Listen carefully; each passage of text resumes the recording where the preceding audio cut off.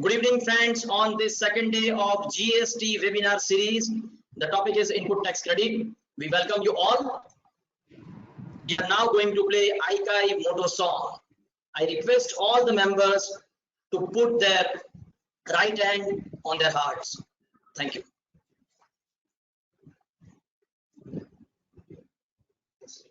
Very hereby, the rest of the authorities shall not proceed for any kind of investigations further. And in Bhavani Textile, this was what was adjudicated and decided by the Honorable Gujarat High Court, where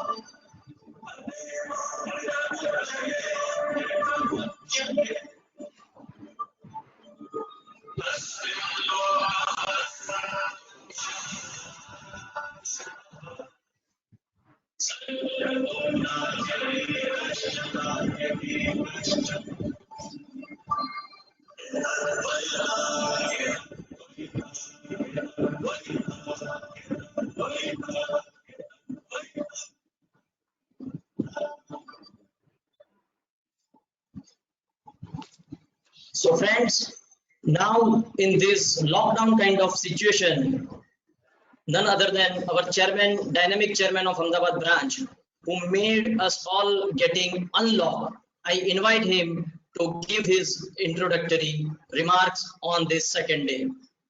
So welcome CA Fanil Shah, Chairman, Ahmedabad branch. Thank you. Thank you, Vishen Bhai. The speaker of the third day, CA Sunil Gabawalaji, directly from Mumbai, live with us. Present virtually right now with us, CA Karan Thakkar, Chairman, Gandhidham branch. Various chairmen of different branches, CA Vinay Sakariyaji, Rajkot branch, CA Bhavesh Thakkar, Anand branch, CA Manoj Goyal, Bhavnagar branch, CA Jitendra Thakkar, Bhuj branch, CA Dipesh Bhuj, Jamnagar branch. The Indirect Tax Committee Chairman of Ahmedabad, CA Rahul Maliwal, and Secretary Sir, and you can say the technical background support provider. I think so today is our fourth webinar and one more to go yet for students, none other but CA Bishan Shah and all the member friends attending from all over the Gujarat.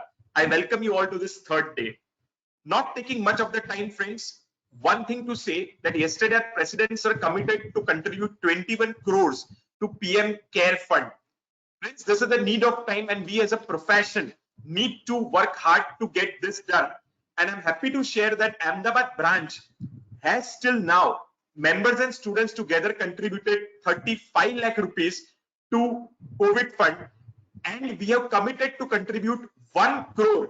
So I request you all to generously contribute to COVID fund, and after doing that, just provide the details of the same on the form which is mailed to you all. And also, if you have not yet mailed your reviews or your views that how the economy should be revived, also the Google form of the same has been served to you on your mail.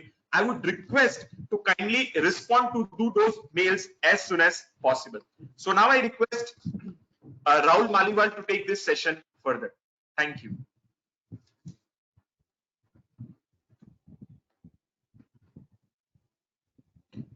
Rahul, audio needs to be started. Rahul, your audio.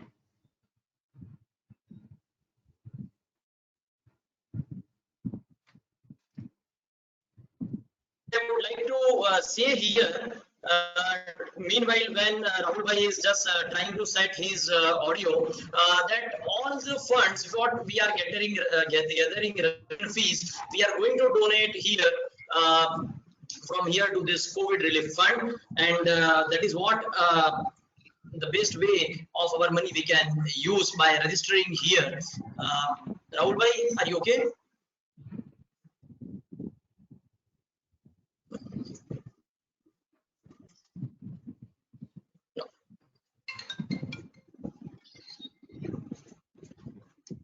And as you all are aware that today we are going to deal with the topic of input tax credit, GST under input tax credit, and Gabawala sir is the master blaster, I can say, Sachin Tendulkar, who can, you know, when I remember the days of when GST drafted GST law was introduced, and at that time we had a national conference here in Ahmedabad where more than 1,200 participants were joined. Gabawala sir, last session, last day, remarkable on that ITC. I guess the same topic you deliver at that time also. Rahul bhai, so now as we all are knowing that topic is input tax credit, and Sohail bhai is here, so nothing much more required to say on the topic. Now I straight away request CA Karan Thakur, chairman of Gandhidham branch, to give an introduction of our today's learned faculty, CA Sunil Gabawala sir. Sunil Gabawala sir, good evening every one of you. First of all, welcome to this third day webinar of Indirect Tax. Sunil Gabawala sir, the speaker of today, is a chartered accountant with third rank in all over India. Is also a cost accountant and a great excellent accommodation. He practiced in the field of taxation and particularly indirect tax, and he is one of the leading consultant for service tax, VAT, GST related matters. Also, it is a great pleasure to inform you all that his firm has been ranked as one of the top 10 GST consultant for the year 18-19 by the Inside Success magazine. He has delivered various lectures over various forums, including at various trade bodies and industries. He is also a NASIN accredited trainer and regularly conducting various sessions for departmental officers. He has also written various articles in various professionals and business journals, and he is also regularly quoting in newspapers on indirect matters. He is actively involved in the policy formulation process of GST and keenly follows the development in regards to emerging law and including GST. He is also having his YouTube channels where he is giving knowledge to more than 50,000 viewers. He mentioned he was also the president of Bombay Chartered Accountants Society (BCS) for the year 18-19 and is currently co-chairing the Indirect Tax Committee of the said society, and is also a member of the study group constituted by Maharashtra government in the ICA for the implementation of GST. I would request Sunil sir to take the session further. Thank you, sir. A very good evening to all of you. My pleasure and my thanks to the committee members of the Ahmedabad branch and my dear friend Bishan, who always reminds me, and it's very difficult to say no to him at any juncture, and therefore this webinar, which is a new type of an experience for me, because it's always before a live audience that one speaks. So this is a different type of experience, and I think it's going to be a very interesting learning curve in the new days, wherein you will always keep on seeing new things happening. So I think this is the way to go, and I commend the efforts taken by the Ahmedabad branch in trying to organize this type of a webinar series immediately, and the zeal of Bishan. Today we are having, as the chairman was highlighting, the fifth session of today, and is still extremely fresh towards the evening side. I think this is where we as professionals always try to make the best out of every opportune moment which is available to us, and I think that's the spirit with which we will be able to win these difficult times which we are in. With that type of an introductory background, I'll straight away go to the topic which has been allotted to me, which is the input tax credit. And when we look at the concept of input tax credit, and Bishan just highlighted the draft GST law, and my memories straight away go back 3.5, 4 years back, wherein there was a lot of discussion, and there was perhaps the first time that the industry, the professionals, everyone was eager to welcome this landmark reform called GST. And the reason why everyone was interested in getting a GST introduced is something which I have to deal with today. I think the biggest aspect through which the government tried to convince the industry as well as the trade bodies and the professionals to implement GST and to give active support in the implementation of GST was this lure of saying that the GST is going to remove the cascading effect of taxation. To a large extent, we said we are creating a one nation, one tax, and we are removing the cascading effect which was prevalent in the erstwhile regimes, which were the fragmented indirect tax structures. When we talk about various provisions today, certain actions taken by the department, certain amendments which have been recently introduced, and the judicial interpretation, limited judicial interpretation which has come in, we will all have to keep this promise at the back of our mind. A promise of an unfettered input tax credit, within which you will have a scenario of no cascading of taxes happening at all. uh, at various junctures, whenever we receive emails, we receive notices from the department, we will have to question this basic promise, whether that promise is satisfied or not. Also, we need to understand that under the promise or the guise of unrestricted input tax credit, we also enacted a provision called anti-profiteering measure, which obliged each and every taxpayer to pass on every benefit of input tax credit which was availed by him because of the introduction of GST. Now, in retrospective, after that, there are going to be artificial restrictions on availments, on utilization. The question which will come up is whether the promise which was granted by the government at the time of introduction of GST, based on which certain actions and commercial decisions were taken, to what extent they can be conflicted today. And I think that's where we will find some very interesting situations coming up from the judiciary as time progresses. Without going into too much of this aspect, but I think we should keep this background in mind that input tax credit, while we already have a couple of decisions which says that input tax credit is more a benefit and a policy decision of the government, perhaps in this background it won't be long before judiciary might perhaps relook at its stand and say that input tax credit is actually a vested right.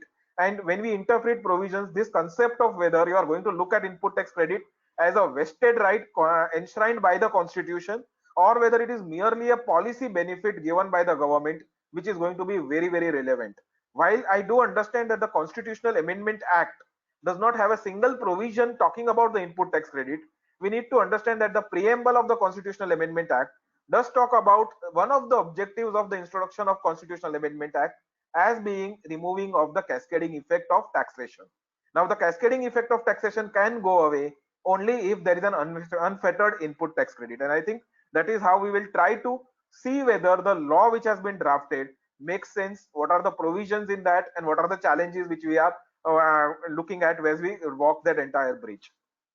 The broad scheme of the legal provisions, I think more or less we are aware of.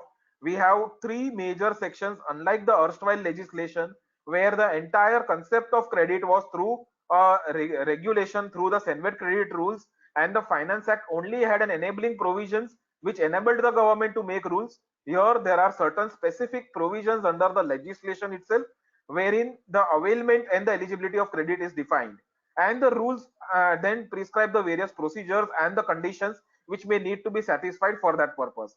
So typically we have three important sections which we will be talking about today.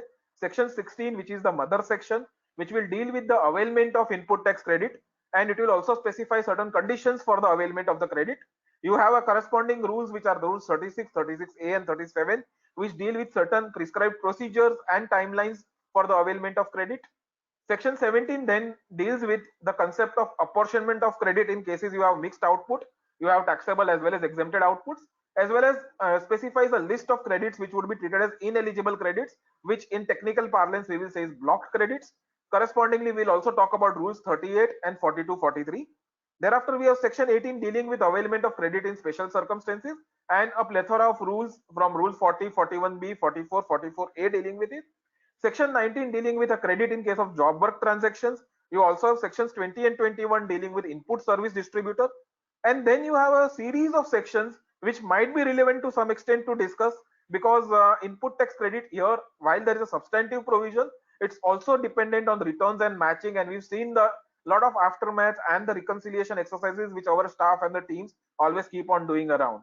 And what was the original scheme of affairs, how the portals did not support, how it has been amended, including the new provisions which are proposed. All of that is something wherein we'll look at the legislative aspect of it to the extent relevant, between sections 37 to 40, 44 to 45, 41 to 43 dealing with the matching of credits and the upload by the suppliers and the acceptance rejection by the recipient, and all those aspects. And finally, we'll also deal with the utilization of credit which comes from 49, 49B, and then you have section 50 dealing with interest.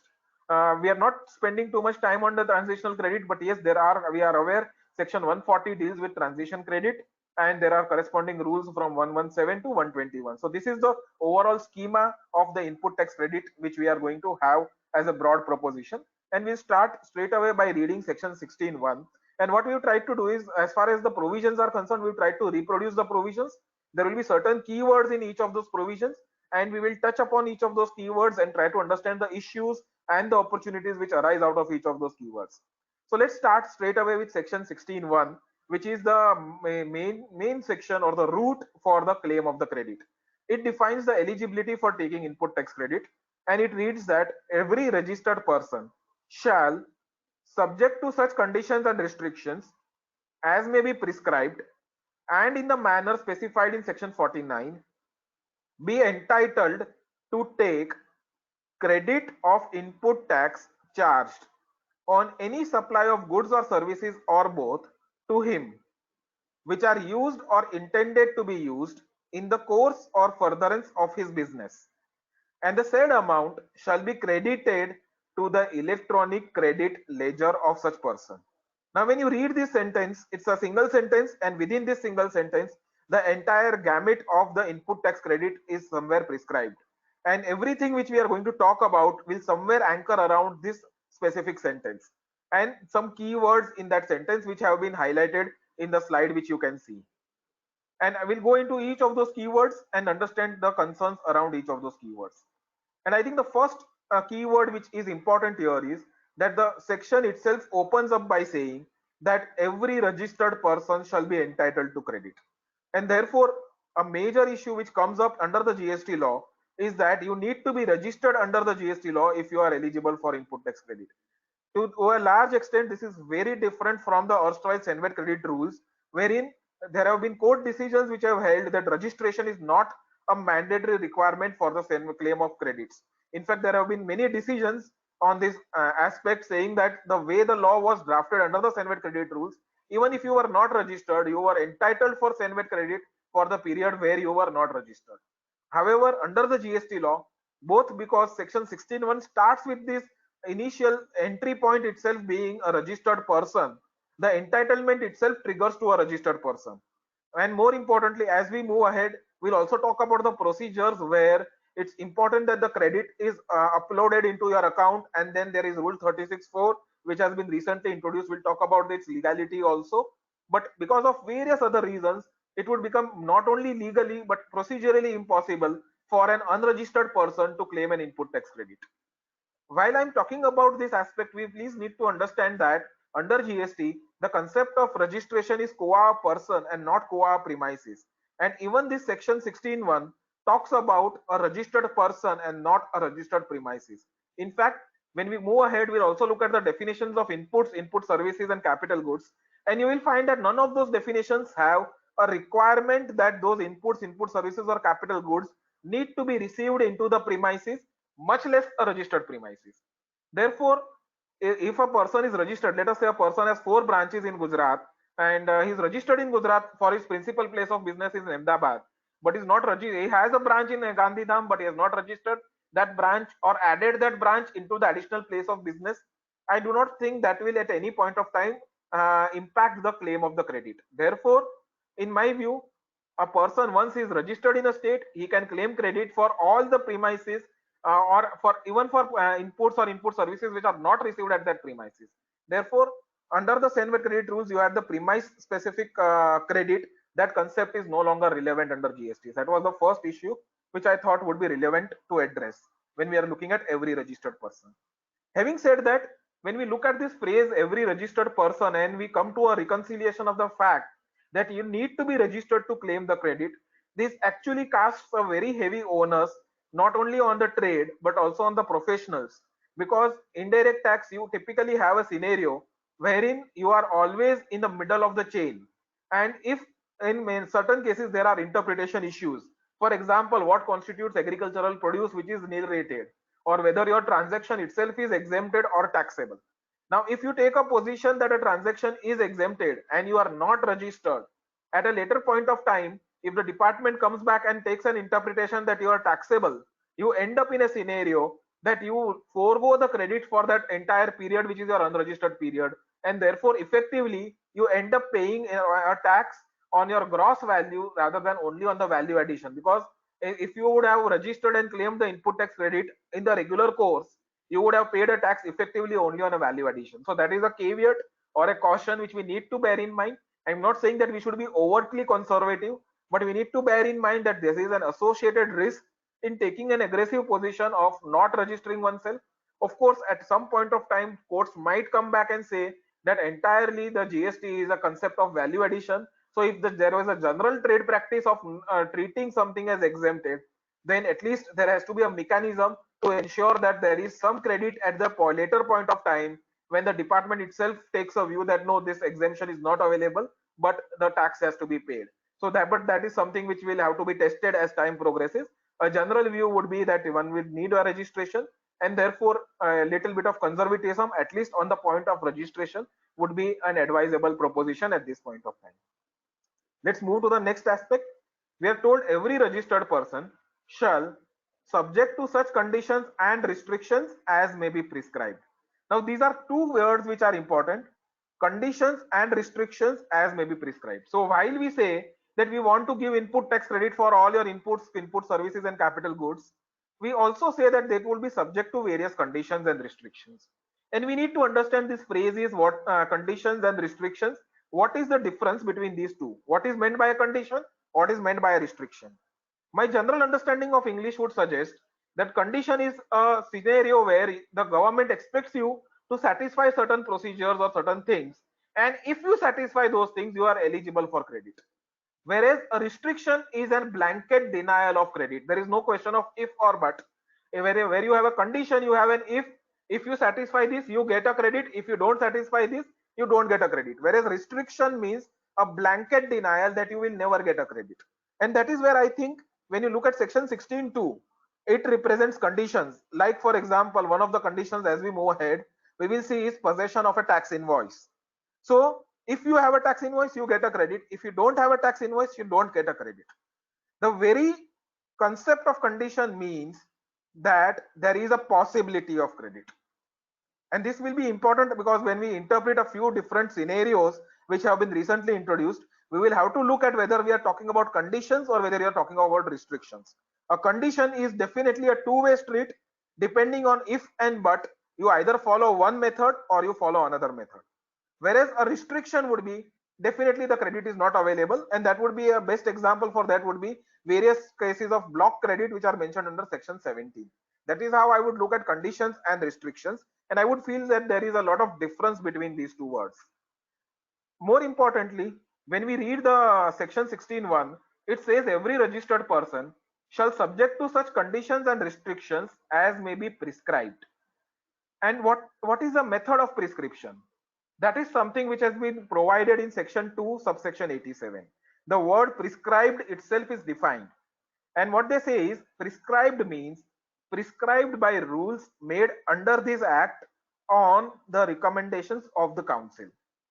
Therefore, any prescription which the government wants to do, it has to come through the rules. That is an important aspect. So the conditions and restrictions which are mentioned in section 16(1) can either come through any of the sections or they could come through any of the rules. To that extent, rule 36(4) is a restriction or a condition restricting your eligibility of input tax credit to the extent of 10% of the matched input tax credit. So your unmatched cannot exceed 10% of matched input tax credit which is eligible. Perhaps that one can say is a restriction which has been placed under rule 36(4), which has been prescribed perhaps under the section which has been mentioned here. Of course, we will debate whether it is in the presence of section 43A, whether 16(1) will be specific or whether 43A will be specific. When we come to that slide, we'll talk about that as well. But here I'm just giving you an example of what do we mean by the process of prescription. That process of prescription means that whatever they want to say, the prescription will have to ultimately end up in the CGST rules in some manner. As compared to that, there is another concept called notification.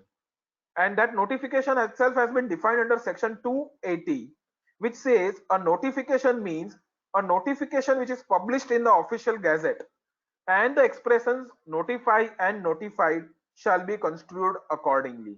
Now friends, this is important to understand that there are two different concepts. One is a rule which is under a prescription, and there's a method of prescribing those rules. and there is something called as a notification, which will be notified through an official gazette. Now, if you look at section 16.1, 16.1 permits conditions and restrictions only through the process of prescription, that is through the rules, and not through the process of notifications, which is through the various notifications which at times have been introduced.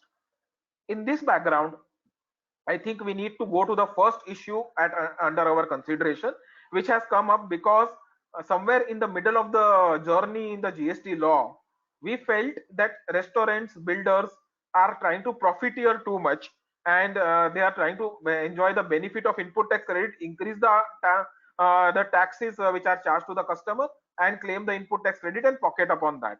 Somewhere that was the thought process, and therefore to keep the products and the services under a reasonable cost, the government came up with schemes to say that for restaurants and builders, there will be a special rate, which is a lower output tax rate, and that our lower output tax rate will also be coupled with an absolute denial of input tax credit. We are all aware of this broad scheme, and what we are trying to discuss here is in the context of section 16.1, whether this broad intent which the government is trying to do through these notifications, whether it is constitutional and whether that will be a valid type of a notification or a denial of credit.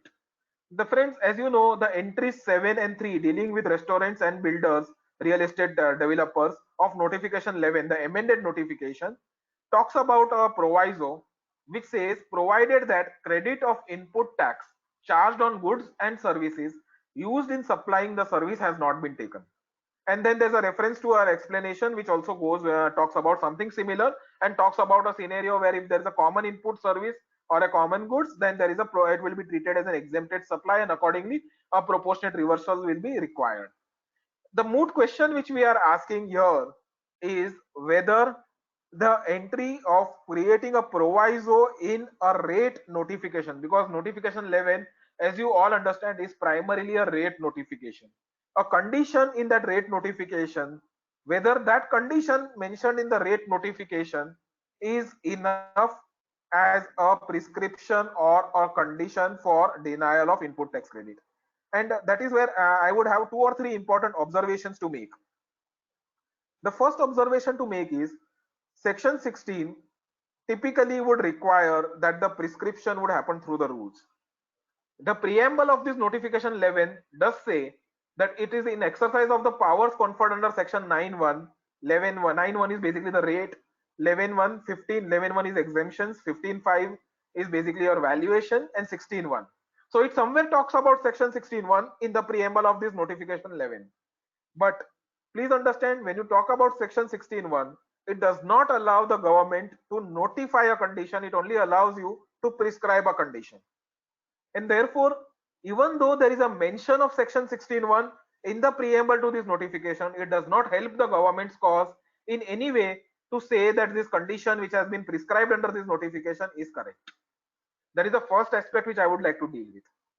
Second aspect is when you go to the preamble, while the government wants to say that this notification is basically incorporating powers of 4 or 5 subsections, the primary objective of the notification will have to be looked at. And what is that primary objective? It says in exercise of the powers conferred by so many sections, the government hereby notifies that the central tax shall be levied at the rate. So I don't think there is any denial that notification 11 is primarily a rate notification. And because these are not the only entries, it has many other entries which prescribe the rate of tax on various services being provided. If that be the case, the next question which comes is, we continue reading the preamble, it says shall be levied at the rate as specified in the corresponding entry in column 4. So what you are defining? You are defining the rate subject to the conditions as specified in the corresponding entry in column 5. So when you're talking about the conditions, you are actually talking about a condition for a rate. You are not talking about a condition for input tax credit. And this is, I think, an important aspect which we need to bear in mind, that are we using the powers under this section 16.1 which says that you can provide for conditions for input tax credit, Here you are not providing a condition for input tax credit, you are providing a condition for a rate. And therefore, if you are not satisfying that condition, naturally that tax rate or that entry does not apply to you. And according to me, therefore, one can take a view, there is still a scope to argue that this entry which says you have to pay 5% without input tax credit is an optional entry. It is not a mandatory entry. There is no entry which provides for a restriction on the claim of the credit. As I already explained earlier, when you use the word condition, condition basically means there has to be a possibility of credit. And in the notification, there is no concept of restriction. Wherever there is a heading, the heading only talks about a condition. It does not talk about a restriction. Therefore, I think there's a good scope to say that there cannot be an absolute denial of credit for restaurants and builders. I understand that because of this technology and other aspects, we may not be able to take immediate questions, but you can keep on putting your questions in the chat window. Bishan is diligently taking up those questions, and towards the end of the session, we will try to address as many of those questions as is possible. With that background, we go back to our section 16.1.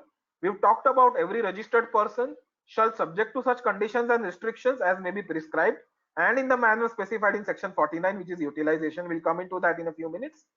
Be entitled to take, again there is a huge controversy which is brewing around this sentence.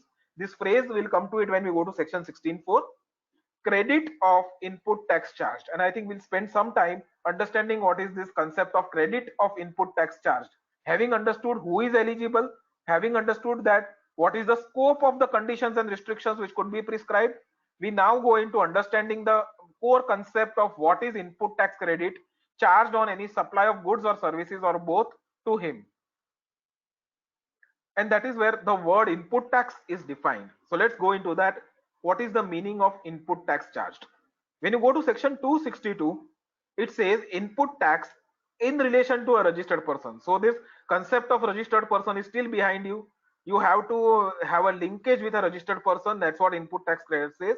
It's also important because of the fact that under the GST law, a registered person is a concept which is different from the concept of person. There is a concept of a state level registration and the concept of distinct persons.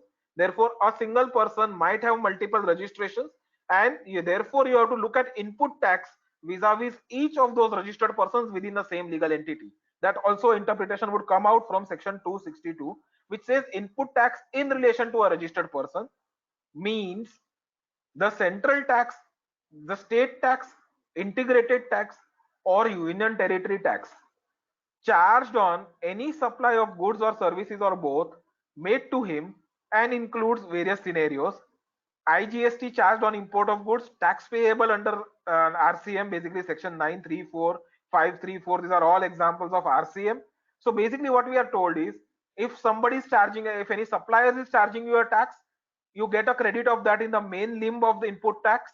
And inclusive clause includes both your import of goods wherever there is an IGST on that import of goods under the bill of entry, that is available under subclause A, and B to E will basically cover your RCM. And then there is a non-obstante clause which says that but does not include the tax paid under the composition levy. We are aware that composition tax is not available as a credit. From this definition of input tax credit, I think 2 or 3 important aspects which we will have to discuss and debate. But before we go on to that, we need to understand an important aspect, that the definition of input tax covers only the tax charged under the GST law. We have, as we saw in the first slide, we have input tax credit which is under all these provisions. There is also a section 140 dealing with transitional credit. And we had a lot of scenarios where people would have taken a position that certain types of credits are available. Department might have a different view that those credits are not available. And we are envisaging that there are show cause notices which have been issued under section 73 or 74 for denying the transitional credit. Now that is where I would believe that if you go to section 73, that also talks about input tax wrongly availed.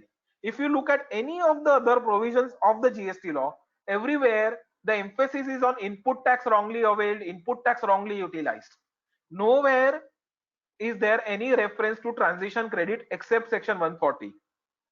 And therefore, there is a serious question on the jurisprudence, on the legislative competence of the authorities to issue a show cause notice under section 73 for transition credit. Transition credit may stay on a totally different footing, and only on the technical ground it might the show cause notice may be treated as void ab initio. And this is one thought which you may want to take home, that when you're looking at input tax, you are primarily anchoring on the input tax which is under the GST regime and not the legacy taxes which you are transitioning because of a special concession granted under section 140. With that background, let's go into some specific issues under this definition under the GST law itself. And when you use this phrase in relation to registered person, as I was highlighting, you have this scenario that a single entity might have registration in multiple states. So we are now talking about a registered person who has two registrations in, let's say, Maharashtra and Gujarat, which we will say GSTN 1 and GSTN 2. And then the first question which comes is, there is some business attributable to GSTN 1, attributable to Maharashtra, and for undertaking that business or that supply, one of the marketing executives travels to Gujarat. He stays in a hotel in Gujarat. All of us are aware that the place of supply rules require the hotel to charge local tax, which is CGST and SGST of Gujarat. So what this entity does is, it has a Gujarat registration. So rather than flashing the Maharashtra GST number, it provides a Gujarat GST number to the hotel. Hotel raises a valid GST invoice on the Gujarat branch of the Maharashtra entity, legal entity. And then the question which comes is whether the Gujarat branch can claim the credit. And the question becomes relevant because when we went into the old GST law, old service tax law, we had a scenario of input service which required that the input service should be used in relation to providing an output service. And therefore somebody might question that, look, in this example, the output service is in Maharashtra, the input service is in Gujarat, and if that be the case, and because Gujarat and Maharashtra are distinct persons for the purposes of the GST law, therefore this input service is not eligible for credit at Gujarat. Whether that proposition of the government or of the department can be sustained is something which we are discussing. And that's where we will go amplify this in a bit more detail later. But just for the time being, if you go into the section 16.1 talking about eligibility, you will find that it says that every registered person shall be eligible to claim the credit on any supply of goods or services or both to him, which are used or intended to be used in the course or furtherance of his business. Now here, if you look at it, the nexus vis-a-vis a taxable output supply is no longer required under the GST regime, unlike the service tax law. And therefore, I would believe that the business is of the entity, the supplies at an overall level are of the entity. Section 25 will have 25.4 dealing with distinct persons will have to be given a limited interpretation, and this credit should be eligible and there should not be any challenge to this credit. That is what I would believe as far as this first aspect is concerned. Of course, there's this concept of branch transfer of services, wherein a branch can then cross charge this cost, including many other costs, back to the head office by treating the branch as a business support service provider to the head office. If one does it, it definitely strengthens the argument of the branch for claim of credit. But even if that has not been done, I would still believe that the credit would be available to the branch. So that is the first issue in relation to a registered person, which I would like to address. Now the second issue which comes up is whether a credit can be claimed by GSTN 1 for supplies made to an unregistered establishment in another state. Now, in continuing the same example, this entity has a registration in Maharashtra and Gujarat, and somebody is spending certain cost in Rajasthan, where they have a small branch, but that branch is not registered. And for a moment, let us assume that the vendor is charging an IGST, but that IGST is charged in the with the GST number of Maharashtra, but the place of supply of Rajasthan. So you will end up with showing the credit in your 2A, but with a incorrect place of supply, the place of supply which is not of the registered address of the recipient of the supply. The question which comes up is whether the credit will be available. Now, when GST law was implemented, there was a huge settlement mechanism backend which was created, and IGST was always understood to be a clearing mechanism for the transfer of the taxes to the destination states. And using that analogy and extending that analogy, a generic thought process was that the place of supply is state Rajasthan. Rajasthan gets the state component of the tax, and therefore only Rajasthan can give the credit, the Maharashtra cannot give the credit.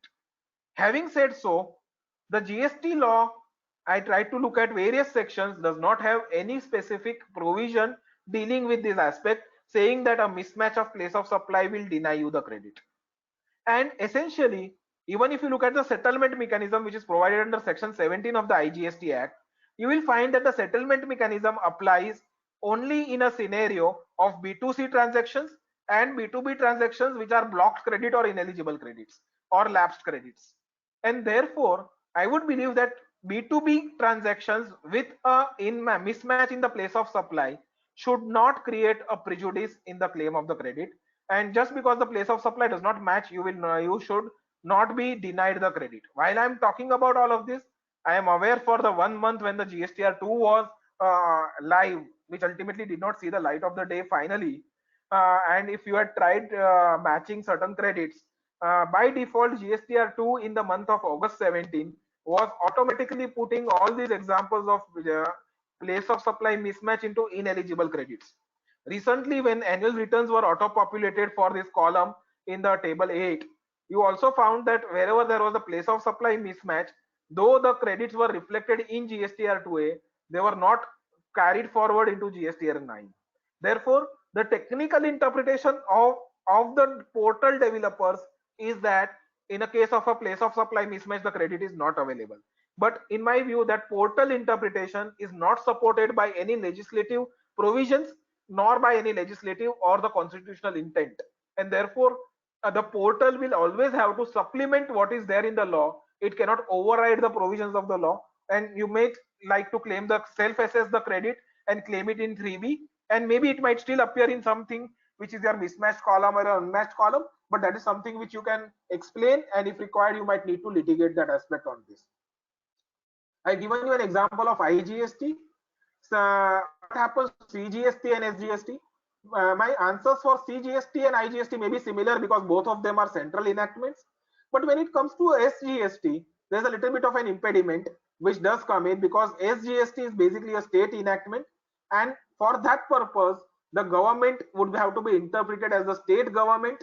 And when you're interpreting the government to be the state government, one of the conditions of section 16(2), which we have in a subsequent slide, which you can see here, one of the conditions is that the tax charged in respect of such supply, condition C, should have been actually paid to the government. Now, typically in the SGST component, you will have to interpret this government to be the state government and that specific state government. And therefore, there could be definitely a challenge as far as the SGST component is concerned in case of a place of supply mismatch. And that is, I think, the larger aspect when you're looking at various scenarios in relation to a registered person. And all these scenarios we try to unearth as in the audit process, GST audit process, which was recently concluded. We found various examples of accounting errors and reporting errors which kept on happening on this front. With that background, we now move into this concept of input tax. And if you read this definition of input tax in relation to registered person, means, and then we are using all the phrases central tax, state tax, I tax and UT tax charged. All of them we are using in the same breath.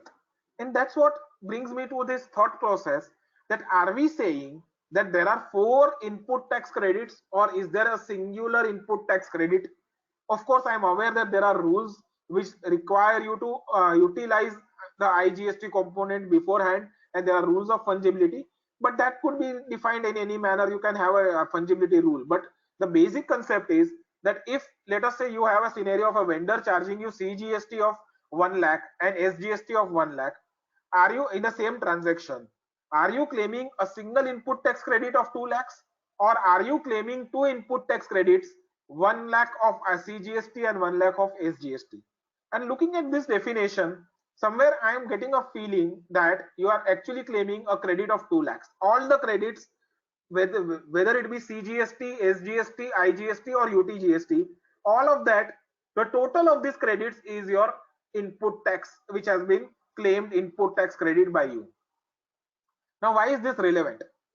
In the annual audit, GST audit process, we came across scenarios where the vendor would have charged you IGST, and you would have in your books of accounts entered it in the CGST, SGST column, every month you would have claimed this credit in the 3B in CGST SGST column. After 1.5 to 2 years, when the auditor started doing the audit, he realized that okay, there is some mistake which has happened, and because of which when he does the audit, he finds that the CGST SGST credit as claimed in 3B is less, and the CGST SGST credit IGST credit as claimed in 3B is more. Now in this type of a scenario where you have a compensating error, and when you tabulate this in your 9C, you find that at one place your CNS is plus and IGST is minus, or the other way around. The question which comes is, how do you address this scenario? Is the taxpayer required to pay the IGST because he has wrongly claimed IGST, and the CGST SGST which he had not claimed, so-called not claimed, should he now claim? And now when he has to claim, will the government then talk about section 16(4) and say that because the time limit for the claim of credit is exhausted, you can no longer claim this credit? Now this is the question or the issue which does come up, and that's where I think this interpretation of the phrase input tax becomes important. If you are going to interpret this provision to say that there are 4 input tax credits which you are claiming, then you have a challenge. You will have to pay the IGST which was wrongly availed, and you might lapse the CGST and the SGST because of section 16(4). But I am not getting that comfort in the definition. I would believe that input tax credit has only one color. The C, S, I and UT GSTs all ultimately subsume into input tax before they enter section 16(1). And therefore, in this example, there was a supply, there was a tax of 2 lakhs charged, and I have claimed a credit of 2 lakhs. It is just a procedural lapse that it has been mentioned in the wrong column, and that procedural lapse of mentioning in the wrong column cannot deny me the credit or prejudice my claim towards the claim of the credit. Similarly, when you are looking at recently introduced Rule 36(4), which initially started with a 20% restriction and thereafter with a 10% restriction, the question which comes is, when you are totaling up your matched eligible credits and you are totaling up your unmatched credits, whether you will calculate this 10% restriction vis-a-vis each different tax type separately, or whether you will compare that 10% on an aggregate basis. Now here again you might have scenarios where in CGST and SGST your matched credits are much higher, but in IGST your unmatched credits are higher, and therefore if you apply individual tax type wise restriction, you might end up with a higher restriction. And if you are going to apply it on an aggregate basis, maybe that restriction may no longer apply, because on an aggregate basis your unmatched credit may be less than the aggregate matched credit between C, S and I. I would believe the better view would be to look at it on an aggregate basis and apply the 36(4) on an aggregate basis. I am aware that this 36(4) itself has been relaxed till September, and we have a slide wherein we will be talking about that as well. We now move on to the next aspect, which is talking about the input tax charged. And there again the issue which comes is, how are we going to interpret this phrase input tax charged, the word charged? Again, coming through this notification, you can see that as far as the basic limb is concerned, it talks about charged. The subclause A also talks about the word charged, but when it goes to RCM, it uses the words payable. And the issue becomes relevant because in many cases entities take a conservative position, and even there might be a dispute whether a particular product is chargeable at 12% or 18%, and the vendor might take a conservative view and might charge 18% even though the tax might be chargeable at 12%. The question is whether the recipient's officer can come back and argue that no, this shouldn't have been charged at 18%, they should have been charged at 12%. The excess 6% I will not allow you the input tax credit. Well, we are aware in service tax these types of disputes had happened, and the tribunals had typically said that in the recipient's end, the officer of the recipient cannot step into reassessing the tax which has been charged by the supplier, and there have been many decisions of that type. I would believe that the current language also permits that type of an interpretation. There is no case of reassessing the tax liability at the recipient's end. Similar situation would exist in case of valuation as well, and this issue again becomes relevant in the context of branch transfer, where there is a lot of subjectivity on how one should value the branch transfer. And at times the question comes, if a sending branch for on the basis of conservatism overvalues that transaction and therefore charges a higher tax which is claimed as a credit by the recipient unit, whether at the recipient unit level this excess credit which has been claimed can be questioned. According to me, again, the excess tax charge cannot be questioned. The value, there's no mechanism under the GST law to question an overvaluation, though the situation of fake invoicing is a little bit different. As we move ahead, we'll talk about that scenario and the condition and the recent amendments made about in this regard. The next issue which we have to look at is the eligibility of credit on reverse charge mechanism. Again, when you look at this concept of input tax, that concept of input tax says that the credit is available for the tax payable under RCM. Therefore, the time of supply is triggered, the RCM credit is available in the same month. Earlier, the credit was available only on the basis of the payment of the tax. Here, the credit is available in the month of accrual, subject to, of course, the payment of the tax which comes out in Rule 36(4). So therefore, there is now no longer a cash flow issue also attached. Earlier, we used to say under the FENVET rules that there is a 1 month cash flow issue. Nowadays, under the GST law, that 1 month cash flow issue also does not arise any longer. This concept of nexus of input service and various activities with the output service we already talked about.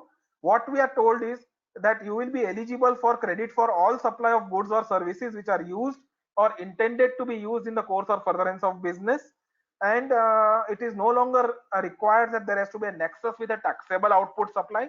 When we are looking at this proposition, we also have to consider section 17, which says that if any expense is exclusively incurred for the purposes of an exempted supply, it will not be eligible. There is a basket called T1 basket, wherein you will fit it and you will not take it outside the purview of the calculations of the input tax credit available to you. So in case of partial output supply, in that case you will be having a proportion which we will go to section 17(2) and Rule 42. Let's go to section 16(2), which talks about the conditions for the claiming of the input tax credit. Here we are told, notwithstanding anything contained in this section, no registered person shall be entitled to the credit of any input tax in respect of any supply of goods or services or both to him, unless these 4 conditions are satisfied. And we'll interpret this word unless in a few minutes. What are those 4 conditions? You should be in possession of a valid tax invoice. You should have received the goods or services or both, and this is where typically the concept of fake invoicing comes into place, a case where you just procure an invoice without procuring any goods or services, and now it's an offense and there are penalties and imprisonments attached to it. The third is the requirement that the tax has been actually paid to the government. Friends, please note, so condition C requires a payment of tax to the government. It does not require a matching of the credit in your GSTR 3B and your 2A. Of course, there's Rule 36(4), but that is something totally different. The substantive condition under section 2 does not talk about a matching. It merely requires that the vendor should have paid the tax. And in the first year of implementation, we've seen examples where vendors would have diligently paid the tax, but because the GST number of the customer may not have been communicated, they might have uploaded the taxes in their B2C return, and therefore it wouldn't have uploaded into the GSTR 2A of the recipient. In these types of scenarios, a thought which comes to the mind is it might be perfectly in order for the recipient to get a certificate from the supplier to say that the taxes have been paid, and if the recipient in the time of the assessment is able to demonstrate that the taxes have been actually paid to the government, the credit should be allowed even if the matching is not happening in the 2A. Finally, subclause D requires that you should have furnished the return under section 39. What is the return under section 39 itself has been a big controversy, which we have already discussed in one of the physical seminars at Ahmedabad in a few months back when I was there. Now, this entire section 16(2) has a clause which says that you will not be eligible to credit unless all these conditions are satisfied. Now, how do we read these unless, and how do we look at these conditions? Are these conditions precedent or are these conditions subsequent? Now, what is the difference between a conditions precedent and a subsequent is that you cannot claim, if it's a condition precedent, you cannot claim the credit until all the 4 conditions are satisfied. But if you say that, okay, I'm not reading this as a condition precedent, I'm reading this as a condition subsequent, what it means is you can claim the credit in normal course. At some point of time, you have to satisfy all these 4 conditions. And I would believe that you can have condition subsequent. And we are all aware that in the erstwhile CST law, you used to sell goods at C form against C form at the rate of 2%. On the day you used to sell and on the day you used to pay the tax, you never had the C form in your possession. The C form typically used to come 2-3 months down the line, and this was perfectly fine. In fact, all the way up to assessment, even if you are able to supply them the C forms, it was treated as a valid declaration, and yeah, the condition was treated to be satisfied.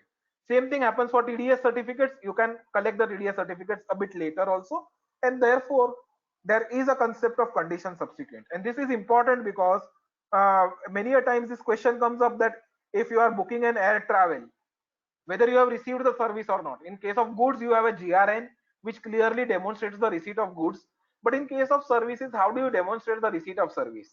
And that's where I would believe that the entire requirement of receipt of service will have to be interpreted in a manner to say that okay, at some point of time, if you have received the service, you should be eligible for credit.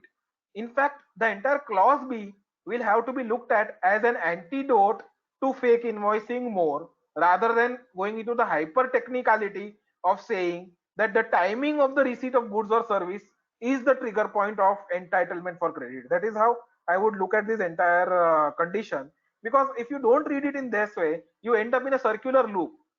Condition D says you cannot claim the credit until you have furnished the return, and you claim the credit in the return itself. Therefore, your claim of credit happens prior to the furnishing of the return. So in that sense, your condition D and your claim of credit, it becomes a circular loop.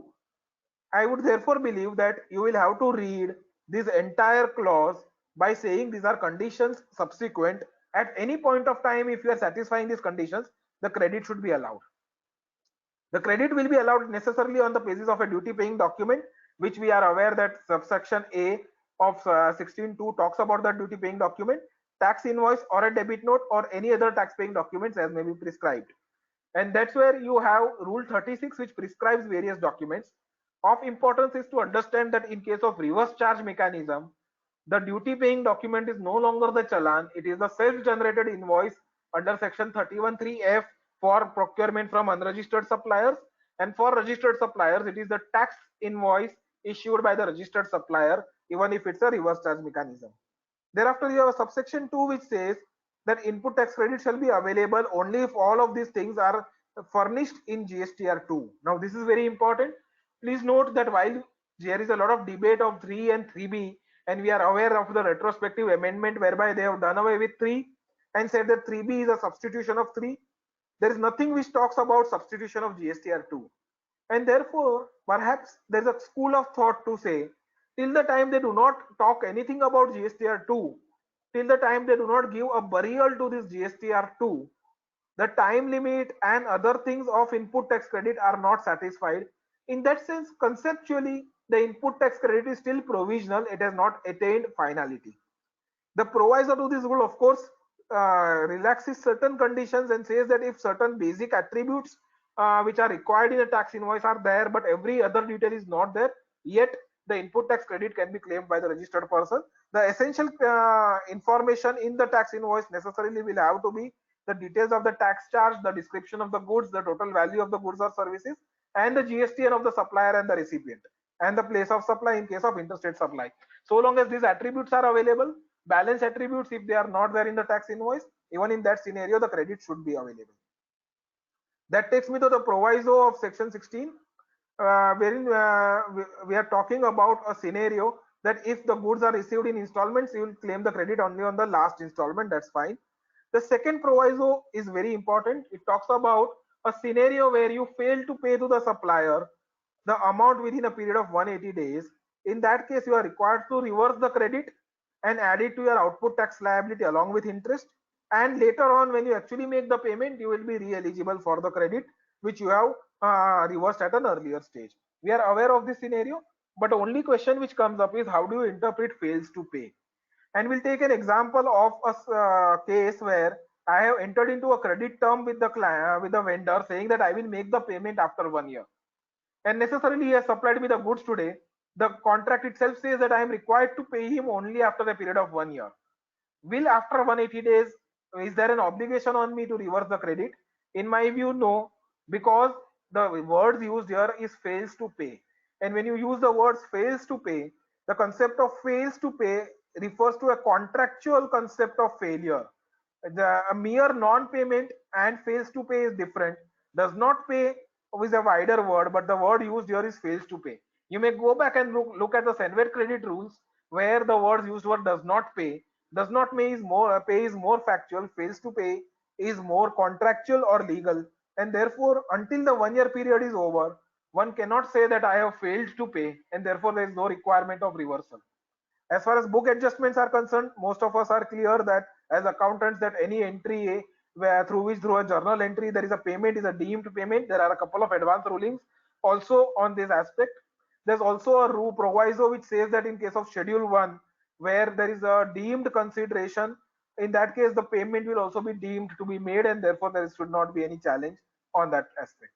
One issue which I would like to highlight here is the opportunity which is presented because of this 180 days test read contrary with the section 16.4, which requires you to claim all the credit before the September of the next financial year.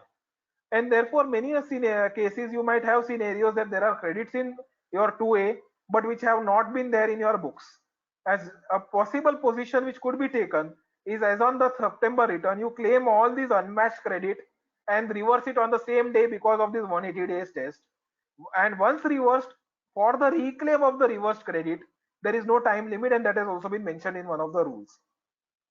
And that takes me to the section 16.4 which deals with the time limit, and there has been certain litigation which is prescribed which has happened around this point.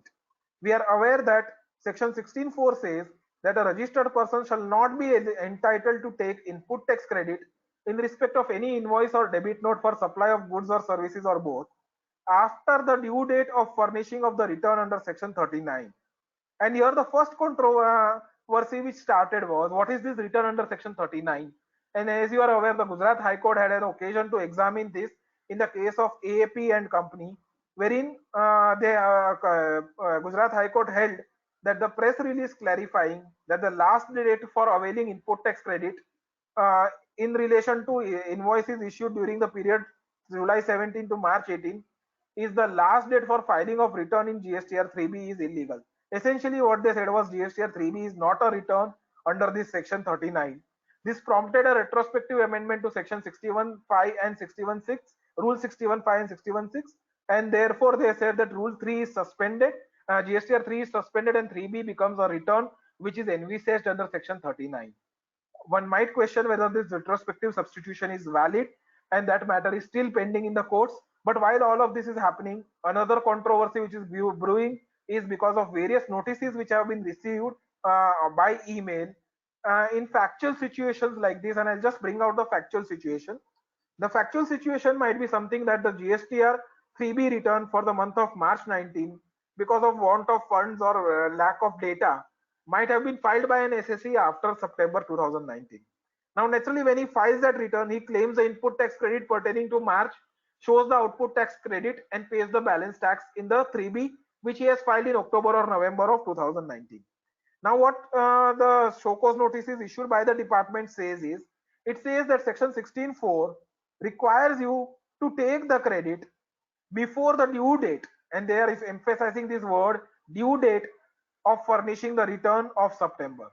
And they are saying the due date for furnishing the return of September is 20th of October 2019. Since you are filing the return after that date, you have claimed the credit after that date, and therefore 16.4 is attracted, and you should not claim the credit. And therefore the entire credit, though claimed in the return of March 19, is being delayed because the March 19 return is filed in October 19 or thereafter. I would feel this is a very difficult type of a position which the department is taking, and this actually attacks the root which we started with, the promise of unfettered input tax credit and the risk of cascading impact of taxes. We are not talking of selective taxes not being eligible. We are not talking of taxes not being eligible because the tax has not reached the government. We are not talking about taxes not eligible because the goods or services have not been received. We are only talking about denial of a huge amount of credit because somebody filed a return late. And the reason why he filed a return late is because portal does not permit you to file a return without payment of the balance tax. Now, this is something where I am sure as when the matter reaches the courts, they will have to take a lenient view or a liberal view. And I think there are 3 or 4 reasons why a lenient view will be required. The first reason would be the interplay between section 16.2 and 16.4. You may refer those sections. The condition is laid down in 16.4, and that condition is basically the outer time limit for the claim of credit. Now section 16.2 talks about the eligibility of credit, and the eligibility of credit, one of the conditions is the filing of the return. Now when you look at an interplay between section 16.2 and section 16.4, you will find that if you read both of them simultaneously, in this scenario, you are denying me the credit before I became eligible for the credit. Now this is something which you cannot happen, because then you are aborting the entire child even before he is born, before the right has been crystallized. More importantly, section 16.2 starts with saying this is notwithstanding any other provisions of this section. So therefore section 16.2 will override section 16.4, and section 16.2 says that you can claim the credit in the return which you are filing. That is the subsection subclause D of section 16.2. Therefore the law cannot expect you to do something which is impossible, and if you really go by the appropriate interpretation of the words, one might take a view that section 16.4 uses the word taking of credit. That taking of credit is taking the credit in the books of accounts, entry in the general ledgers in the books of accounts. If that entry has been passed before the cutoff date, you should be eligible for credit. What is shown in GSTR 3B is merely a reflection of what I have taken, and ultimately it is credited to the electronic credit ledger. The role of GSTR 3B is merely to credit the tax which has been the input tax credit which has been self-assessed into your ECR. It is not an availment which happens in your 3B. One more aspect which you might need to look at is the concept of provisional credit versus final credit. Both these concepts are there under the GST law. There is section 41 which talks about provisional credit. Whatever you claim is a provisional credit. It's only after the filters of matching to be done by the department that section 42 defines that provisional credit to be a final credit, and whatever can be disallowed is only a final credit. Till the matching does not happen, all your credits are only provisional, and therefore we can say that you first match these credits, you institutionalize the system of matching the credits, especially because GSTR 2 is still not in abeyance, and it has not been thrown out, and it has not been suspended. So that is again a very important aspect which we will have to look at. I think I will skip section 17. Some major issues of section 17 we have touched upon, but I think we would be having, I think the slot is available only up to 6:30. So I will not go too much into detailing into the exempted supplies. We'll take a few issues around it, and maybe this basics, I think all of us are aware. We have been implementing this under rule 6.3 of the SENVET credit rules. One important change which we have observed is that unlike the service tax rules where we had a provisional credit on a monthly basis which was based on the previous year's ratio, and then a final credit which was to be calculated based on the current year's ratio, under the GST law the provisional credit is based on each month's ratio, and only if the month's ratio is not available then you fall back to the previous month's ratio. So it is a monthly provisional ratio is on a monthly basis rather than an annual basis. And when it comes to the final ratio, the final ratio is also on the same month's basis. It is not like you will at the end of the year take the annual figure and then calculate the difference between the final ratio and the provisional ratio. You still have to calculate the final ratio based on the monthly statistics only.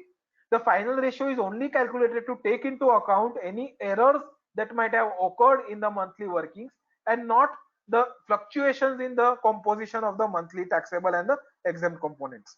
The concept of deemed exempted supplies is something which we can just discuss for a minute. You are aware that there is a valuation provision which says that the sale of land and building will be treated as an exempted supply under section 17.3, and then there is a rule which says that the stamp duty value will be treated as the value for the purposes of reversal.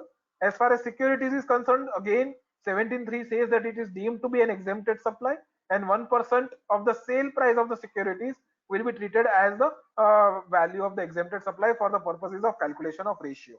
The moot point which comes is when you go to section 17.2 and 17.3, you will find that 17.2 typically talks about a scenario where you are required to apply 17.2 in a case where you have a taxable supply and an exempted supply.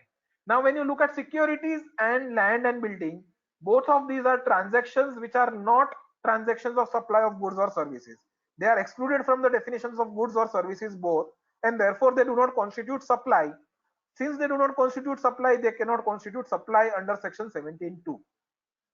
Therefore, if 17.2 itself does not apply, whether 17.3 can apply is a question which will come into place. Assuming a scenario of a factory or a manufacturer which is only manufacturing taxable goods, but has a treasury operations whereby certain security income is available to them, I would believe that section 17.2 itself does not get triggered, and therefore you don't need to go into the valuation mechanism at all, and therefore section 3, subsection 3 will not trigger at all. The second aspect which you need to bear in mind is that section 17.2 and 17.3, both of them permit the prescription or an attribution of a value, attribution of input tax credit based on a value principle, whereas when you look at the notifications of real estate, the notifications for real estate prescribe an area based prescription. Now this is again something which is not in the overall scheme of section 17, and therefore there could be a question whether the rules which have been inserted through the removal of difficulty order and the notification, whether they would be valid. Further, as far as textiles is concerned, they have also gone ahead to say that accumulated input tax credit when the rule change, when the rates change, will be lapsed. Now whether that again is valid or not is something which will have to be tested constitutionally. Capital goods, of course, they've given a very complex mechanism which requires you to have a 60-month reversals, and at each month reversal you will have a proportionate interest calculations also. That takes me to the next aspect of block credits, and here also there has been an amendment, especially as far as section 17.5a is concerned, and we'll talk about that amendment. Before we go into that amendment, we'll also find that the section 17.5 starts with the phrase in respect of, and when you use this word in respect of, the question which comes is, are we granting a specificity or are we saying everything will be disallowed which is surrounding these aspects? So for example, prior to 1st February 2019, when these entries disallowing the insurance services and leasing services relating to motor vehicles were specifically introduced, the question which arises is whether motor car insurance prior to that date was ineligible for credit. And our belief is that the word in respect of is very specific, and only the purchase of motor vehicles was ineligible for credit for periods up to 1st February 2019. Of course, post 1st February 2019, specific entry AB has been inserted, and therefore it will become ineligible for credit thereafter. We have 17.5b which says food and beverages, outdoor catering, etc. will be ineligible for credit unless they are used for the provision of a mixed supply or a composite supply or for the same category of supply. Club membership, travel benefits on a personal vacation will be disallowed unless it is obligatory for an employer to provide those services to the employee. We also talked about scenarios where goods lost, stolen, destroyed, written off, or disposed of by way of gift or free samples will not be eligible for a credit. And finally, I think this is one area where we'll spend a few minutes, are ineligible credits on account of construction. Your subclauses C and D, which deny you the credits of works contract services and goods or services which are used for construction of an immovable property, unless of course where those immovable property is in relation to a further supply of a works contract service or where it results in a plant and machinery. So there are three important tests which we typically talk about. First test is to say whether there is an immovable property. Second test is to say whether there is construction. Thirdly, whether it is for your own account or for providing a service of a works contract service to a third party. And fourthly, whether it is relating to plant and machinery. Basis these four questions, I think one will have to take a position on eligibility of credits. And here they have also defined the expression construction to say that whether something constitutes construction or not will depend on whether extent of capitalization of the cost in cases of renovation, alteration, repairs, etc. While we are talking about all of this, there is also a Orissa High Court decision which we need to bear in mind in the case of safari retreats, wherein the Orissa High Court has taken a view that if a mall obtains the services for the construction, works contract services for construction of a mall, and that mall has to be further rented, in that scenario, the Orissa High Court has taken a view that the credit will be available because the goods or the services are not used on his own account, but are used for further renting, and they've gone into the concept of value added principle and the avoidance of cascading impact. I would believe that at the most that judgment can apply to clause D. It cannot apply to clause C because the facts of that scenario were relating to clause D. More importantly, the entire emphasis of the decision is on this phrase on his own account. One can interpret this on his own account in different ways. The matter is pending in the Supreme Court, and I think it would be a litigative proposition to read this definition so widely that all these types of credits will be available. So I would believe that primarily these credits are not available, and one will have to look at how service tax waiver disallowing the credits. The same principles should apply vis-a-vis the GST law as well. Sequence of utilization of credits we are aware of. Reconciliation between 2A and 3B, and this is where again there's been a lot of emphasis of the department and the government, a lot of amendment which has kept on happening in the rules. One important thing which I would like to highlight is section 42 talks about reconciliation and matching, but that is an obligation of the government. It is the obligation of the GST portal.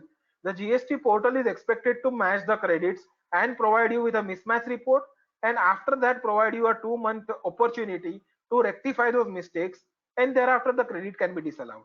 While all of this is there, we see a scenario of rule 36(4) which has been inserted with effect from 9th of October 2019, which typically tries to bring in a restriction on availment of credit, and it says that to the extent of unmatched credit, you can claim an unmatched credit only to the extent of 10% of matched eligible credit. One can question the insertion of rule 36 because section 43A(4), which is proposing the new written format and has not yet been notified, has a similar wordings and a similar power to restrict the availment of credits. Now, when section 43A itself has not been notified, the question is whether rule 36(4), which has been brought into effect from 9th October 2019, restricting it to 20% and thereafter reducing that availment to 10%, whether that rule itself is valid. I am aware that there are writs which have been filed and notices have been issued to the government, and we will have to wait the outcome of that. Only small caveat which I would like to highlight is, while section 43A is not notified, section 16(1), with which we started our discussion, permits the government to prescribe rules, and this 36(4) can be considered as a rule prescribed under section 16(1). Of course, the counter argument could be that section 43A is specific and section 16(1) is general, and there is always a legal interpretation that a specific section will have to be preferred over general. The second counter argument to that, the department's counter argument to that would be that your choice of specific over general can arise only when both the sections are notified and are on the statute book, and therefore it's going to be reasonably litigative to question this rule 36(4). More importantly, when you're looking at this 36(4), please also understand that from the month of March, 36(4) has been kept into abeyance because of the COVID situation, and therefore it will apply only cumulatively for the periods up to September. And the recent ordinance and the notifications have very clearly highlighted that. I would therefore believe that any unmatched credit up to February can be claimed in the March 3B returns if they have not been filed, and you can at the time of filing claim that credit. Of course, whatever corrective action is required will be required in September. The way the notification is drafted, I do not believe there would be any interest payable because of the reversal of the excessive unmatched credit which stays unmatched in the month of September. That takes us to the last concept which I would like to deal with, which is relating to the fake invoicing, and that concept basically talks about the initially we introduced a rule 86A, wherein there was a ITC utilization restriction. Again, we are aware that this is a scenario where commissioners at times have gone overboard and blocked utilization without even intimation. But rule 86A very clearly defines the scenarios. It says that in a scenario where the supplier or the goods or the services are non-existent, or the tax has not been paid, or the recipient is non-existent, or the recipient is not in possession of a valid tax invoice, then the commissioner can block the utilization of credit. The credit will stay in your account, but you cannot utilize it while paying the taxes for under the 3B. We are also told that the maximum period of blockage of credit will be 1 year, and there has to be reasons to be recorded in writing for this blocking of credit. Once you go to the commissioner and satisfy that the conditions for this blocking do not exist, then that block can be removed and the credit can be unlocked for utilization thenceforth. So this is this rule 86A which we need to deal with. A couple of scenarios of interest which we need to deal with, and I think one thing which we need to understand is the entire scheme of section 50 which prescribes the interest has two scenarios. Section 51 deals with scenario of interest on delayed payment of tax, and section 53 deals with a scenario of delayed payment of tax on account of mismatched credit. There is no provision which talks about interest for wrong availment of credit. If you recollect, under the Senvet credit rules, you had section 75 under the Finance Act which talked about interest on delayed payment of service tax, and you had rule 14 under the Senvet credit rules which talked about delayed interest on wrong availment of credit or wrong utilization of credit. Something similar to rule 14 is missing under the GST law, and therefore a view can be canvassed that if you have wrongly availed and later on reversed the credit, there is no requirement of paying any interest, whether you have utilized the credit or whether you have not utilized. Of course, if you have not utilized the credit, your case is much stronger. But even in cases where credits have been utilized, the only consequence is repayment of that credit utilization. There cannot be a requirement of reversal of credit on this account, payment of interest on this account.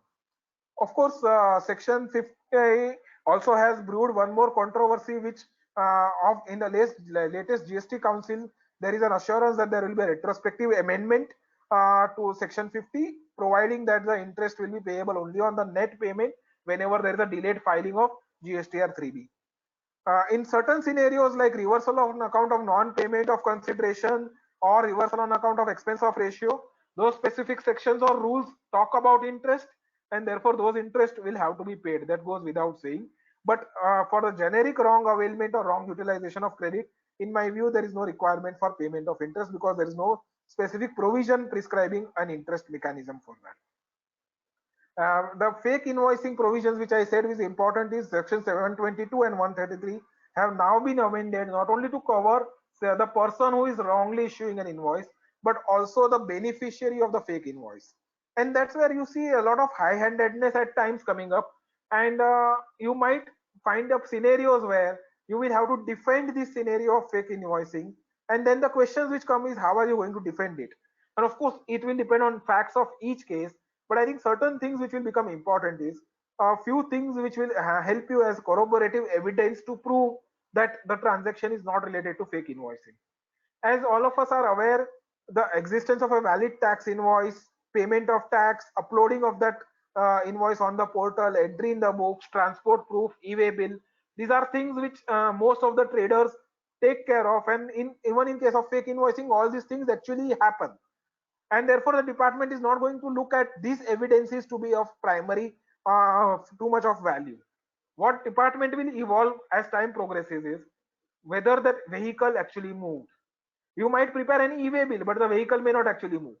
So therefore toll payments, CCTV footage is showing the loading unloading of the goods from the warehouse, your subsequent use in manufacture or further sale, regularity of transactions, pre-transaction correspondence, documentation, overall scheme of affairs, all of this would be important in taking a very holistic position on this concept of fake invoicing. Without that, I think we could be in some troubled times. We need to understand, and even department needs to understand, that there are various variations.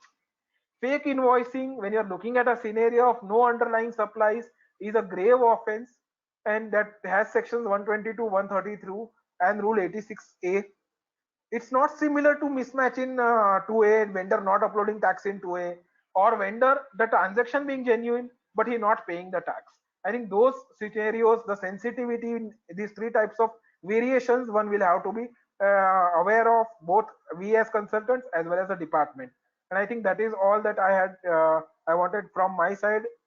If there are questions, we will take them up. I'll hand it over back to the organizers to take it forward from here. Bishanji, please. Yes, sir. We are having certain set of questions, and for that I am sharing my this PPT and the question bank. So just hold on.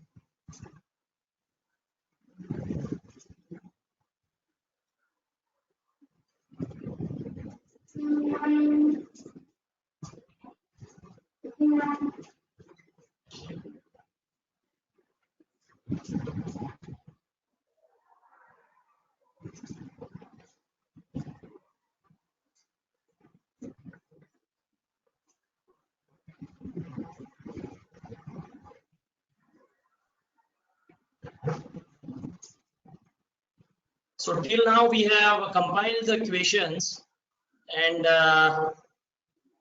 what we are planning to do is we'll speak one by one question to you, and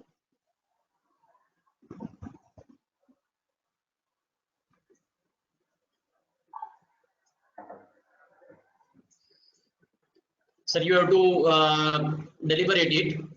So the first question is, Rahul bhai, if you can start.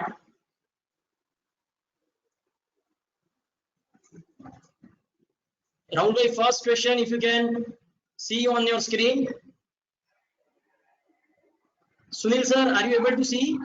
Yes, yes, I am able to see. Okay, so the first question is ITC required to be reversed for gifts distributed on the occasion of the Diwali? Yeah, this is a very interesting question which comes up, and this question is relevant because of section 17(5) subclause H. And what that clause says is goods lost, stolen, destroyed, written off, or disposed of by way of gift or free samples, ITC is a blocked credit. Therefore, a view which simply comes is when you are giving gifts free, there is a word used here, gift or free samples, and therefore the ITC should be reversed. That's a very simplistic conservative view to start with. But let me take a few minutes understanding this entry once again. And let's read it once again. And many of the participants might have the act in front of them. It's important that we read that entry in detail. It says goods lost, stolen, destroyed, written off, or disposed of. So they are talking about 5 activities: lost, stolen, destroyed, written off, or disposed of. Now, if you look at the first 4 words, they are very strong words. Lost means your goods have been destroyed in terms of functional usage for you. You can no longer have any functional utility of those goods. Same way, when you say stolen, it means you are not able to use it. Destroyed means something like fire occurs and your goods get destroyed. Written off means necessarily the value has been exhausted and therefore you are writing it off. Something, let's say there is a water in a product which is like let's say coffee beans, and there's a water, so that entire coffee goes waste. So there you have to write it off. Or disposed of. Now, when you're reading this word disposed of, the principle of res judicem generis will suggest that this word disposed of has to be read in the context of the earlier words. And since the earlier words are all in the context of description or cases where goods have lost their functional utility, one will read disposed of by way of gift or free samples also in that manner. And if you read it in that manner, the gifts which are given on the occasion of Diwali does not fit within this phrase disposed of by way of gift. It is given by way of gift, it is not disposed of by way of gift. Disposed is something which is a burden for you. For example, if there is a IT company which has some old laptops which has no functional utility for the IT company, it might dispose it of by way of gift to a orphanage or something like that. That is what is being denied the credit here. That is one view which is possible. I am sure this will lead to litigation, but I am sure this is a view which can be definitely be defended. So that is my personal view on this aspect of reversal of gifts required on distribution on the occasion of Diwali. Sir, the second question is whether common ITC required to be reversed when SSE is having trading business as well as trading in shares by considering non-GST supply and taxable supply concept. So what he wants to say is that I am having taxable supplies, that is what my trading business, and along with that I am also trading in shares. So trading in shares is non-GST supply, so I am required to reverse the credit which is in common for my trading as well as my by considering this share business as a exempted So I non-GST did supply. touch upon this in my discussion. Maybe I was a bit fast on that point. But if you go back to section 17.2 and 17.3, 17.2 triggers the liability for reversal of credit or apportionment of credit. 17.3 then prescribes the procedure for that reversal and the valuation for that. So before you go to 17.3, you have to satisfy 17.2. Now what 17.2 says is, where a taxpayer has taxable supplies as well as exempted supplies. So here necessarily this trader has a taxable supply. The question which we have to ask is whether he has an exempted supply. And when you are interpreting whether he has an exempted supply, you cannot go to section 17.3 because 17.3 comes subsequent to section 17.2. So therefore, to interpret this phrase exempt supply, you will have to go to section 2, which says exempt supply means a supply which is not leviable to tax, which therefore takes you to what is a supply. And supply is defined to be supply of goods or services. Now when you are looking at supply of goods or services, the word goods excludes securities. Similarly, services also exclude securities, and therefore there is no supply of goods or services. Therefore there is no exempt supply. Therefore section 17.2 does not apply. And if section 17.2 does not apply, there is no requirement of any reversal at all. That is the view which we are trying to take in as far as this concept. I think we've gone back to the old question, but the second question, this is the answer which I would like to address, and I think I did discuss it during my talk, and I repeated it once again for your benefit.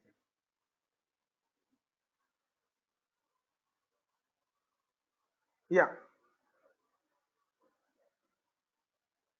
Can we go to the Sir, next? can we? Okay. Can ITC of gross charge raised by HO for 1718 and 1819 in 1920 be availed by the branch? The So I credit would of presume ITC that on the gross charge. HO raises an invoice which is dated 1920, and section 16.4, if at all it is applicable, will have to be applied vis-a-vis the invoice date. It will not be applied vis-a-vis the service period. Just because the supplier, in this case I would say the HO is a supplier, just because the supplier raises a delayed invoice, the branch cannot be penalized for that. And the branch's officer, assessing officer, cannot sit into a judgment about the time of supply of a supply done by some other party, that is the supplier HO. So I would believe that so long as the invoice of cross charge has a date of 1920, there is no iota of doubt that the credit can be availed by the branch. Sir, the next question: why a registered person under Gujarat cannot avail this credit of SGST or CGST for Maharashtra? That is was the question was. As in my talk which I was highlighting, I am of the view that the CGST credit can still be availed because it's a pan-India legislation, and there is no restriction under the GST law for that. As far as the SGST component is concerned, you will have to go to the definition of state tax, which says the state tax is the tax charged by the respective state. You also have to go into the concept of government, definition of government under the SGST law.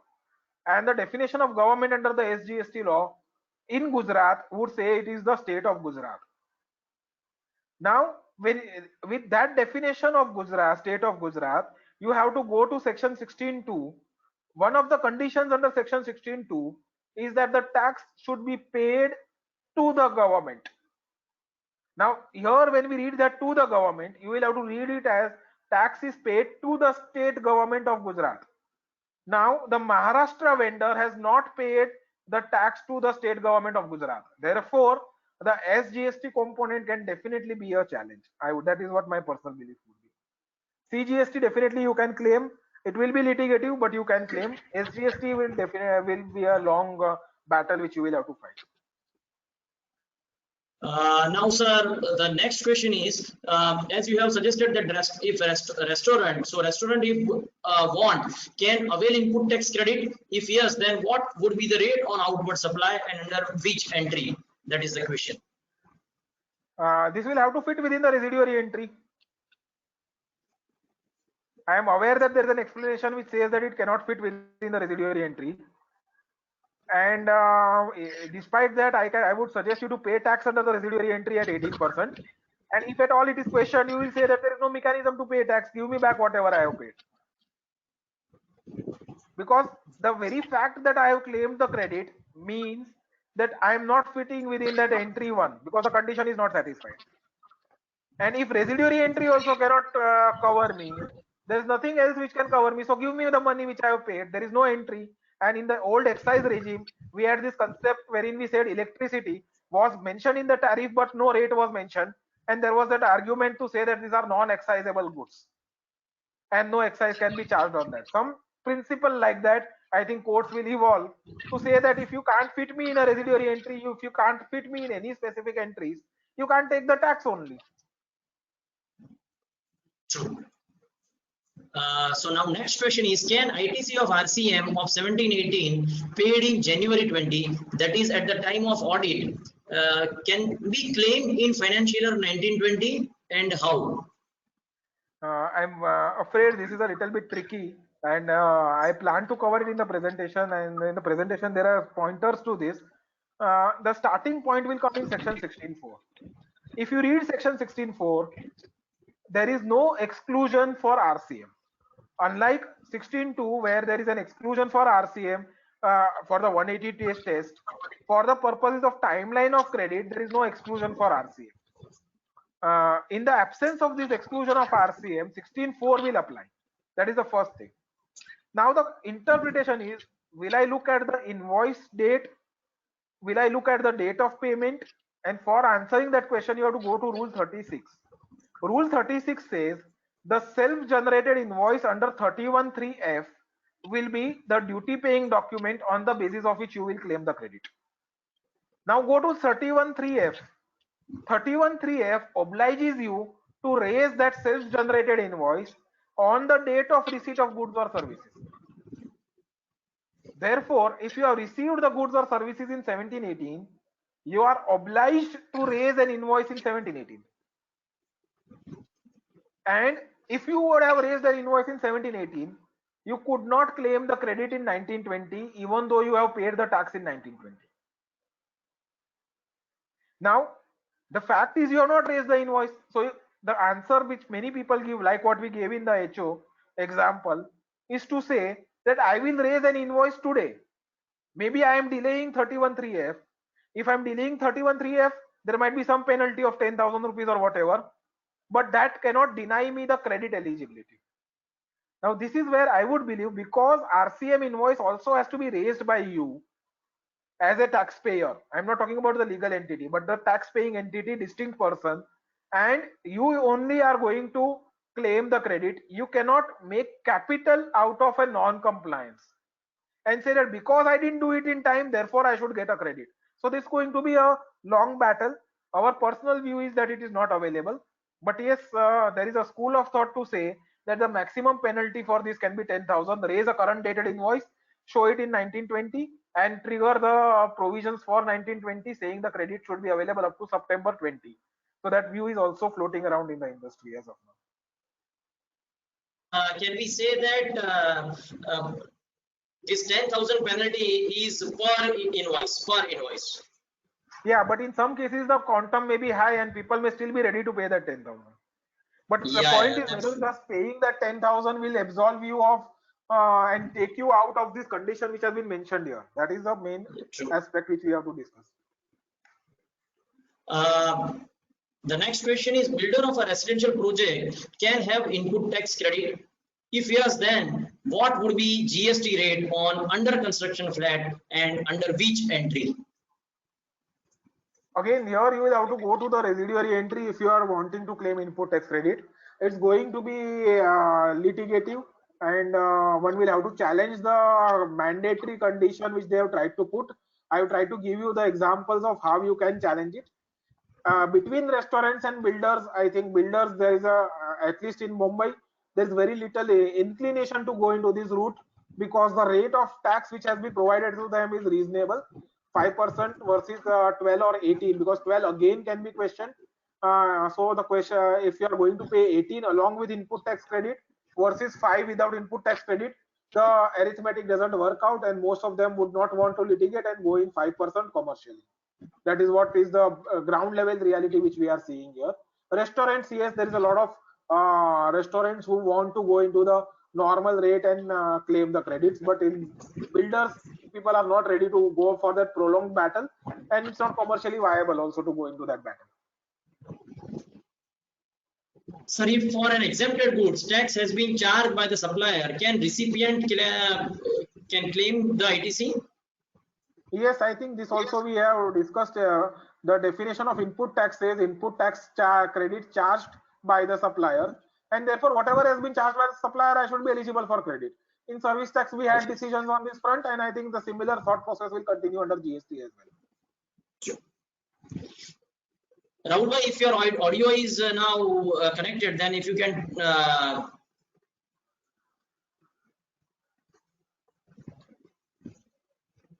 okay, sir, if recipient taxpayer had reversed an eligible ITC on capital goods last year because he was supplying only exempt supply, can he claim the ITC in this year if product becomes taxable? This is going to be a bit tricky because you are saying in the first year you were only providing exempted supplies. That is my presumption. If you are having a mixed supply, you would have reversed only a very small proportion to the extent of 1/60th, and then this question wouldn't have arisen only. So my basic presumption is in the year one, you are only doing exclusively exempted activity. Therefore, this fell within that ineligible basket in one of the T1s to T4s, and therefore no credit was availed at all in the first year, or effectively the entire credit was reversed. Now, I think in this type of a scenario, I don't think there is any provision in the law which in a subsequent year permits you to claim the credit. There's no specific provision, and I'm worried that you will lose this forever. Even under the Senver credit rules, there was this challenge, and there was this Surya Roshni as a decision where if at the time of procurement, if you are only providing exempted output, subsequently that exempted output becoming taxable will not make you eligible for credit. I understand for inputs there is a specific provision under section 18, but there is nothing for capital goods or input services. Therefore, there will be a challenge on that. So this question has been asked by Arup Das Gupta, CA, who is from Calcutta, sir. Now, the next question is, registered person is carrying on two business, namely renting of immovable property and trading in business. Can the ITC of one business be claimed against GST liability of other business, as there is no ITC in renting business and having excess credit in trading business? I have no iota of doubt. Definitely yes, a strong yes. So if the GST number is same, I can say definitely he can claim the credit. The next question is, in such case where credit not allowed on portal due to place of supply, how to deal with it, how to take credit of that? Take the credit in your 3B on a self-assessment basis. Add it into your eligible credit, that's all. What would be status of ITC for RCM paid in 2019-20 for 17-18 and tax paid under audit of 17-18? We have discussed yes, we have discussed this. ITC on CSR activities, if you can, whether it is it eligible or not? So when we talked about the input tax credit, it was important that the input tax credit should be in the course or furtherance of business. Now, how do we interpret the phrase in the course or furtherance of business, especially in the context of CSR activities? Considering the fact that there is a Companies Act which mandates CSR activities, the mandate for the CSR activities also comes from the rules, and there's a specific rule which prohibits a company to spend on CSR related to its own business. And therefore, I would believe that the expenses which are incurred towards the CSR activities are not in the course or furtherance of the business of the SSE, and therefore the credit will not be allowed. Just because it's a mandatory requirement under the Companies Act does not mean that it is in the course or furtherance of business. Next is, in case of import of goods as per section 16(2)(b), at what point of time a person would be eligible to claim credit? At the time when goods are received at port, or such goods are received at the registered premises of that person? Theoretically, if you look at the law, it will be eligible at the time when the goods are received at the port, because all these consignments are typically done on a CIF basis. The day you file a bill of entry and get the goods cleared from the customs, that day the ownership has already passed to you, you are in physical possession of the goods. It's only that you have kept it in a godown or a place outside the outside your registered premises. The GST law does not require you to receive the goods in your registered premises at all. I have already addressed that issue to say that even if you receive the goods in an unregistered premise, so long as you are registered, you will be eligible for credit. Unlike the excise law where the requirement of input was input received in the factory, there is no such phrase under the GST law at all. Therefore, theoretically, you will be eligible to claim the credit at the time the goods are received at the port. But practically, in most of the organizations, they work on an ERP concept, and you will find that the entry in the books itself will arise at the time when the goods are received in the factory, and the GRN is raised for that. And therefore, on a practical parlance, how are you going to find this data is going to be another challenge at a practical level.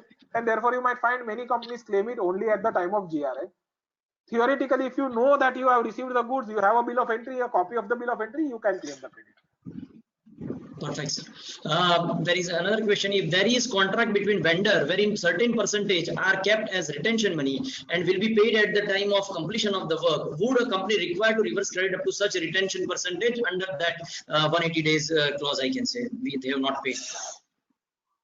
This reversal is not required because the vendor has not failed to pay. The condition is you have to fail to pay the consideration. There is no failure to pay the consideration. Therefore, there is no requirement of reversal.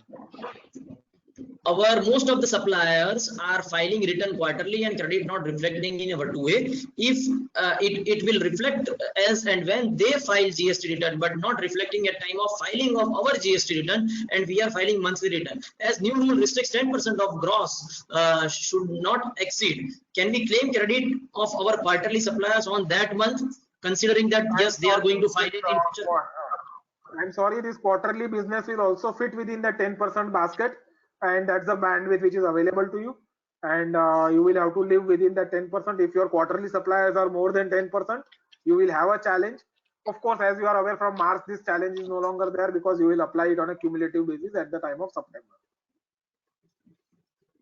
Section 16(2) is notwithstanding to whole of section 16. So in ways, section 16 subsection 4 becomes redundant, but section 16(1) entitles to take credit. Further, section 41 also says self-assessed credit is allowed on provisional basis. So how availment of credit in books can be sustained, as I guess you have given the solution to this. On that basis, he is asking the question. Sure. So basically, this please understand section 41 and 42 well. Both of them are on the statute book today, and this argument has not gone too much into detailing right now, but I'm sure as time progresses, it will come up and people will bring this out in more detail.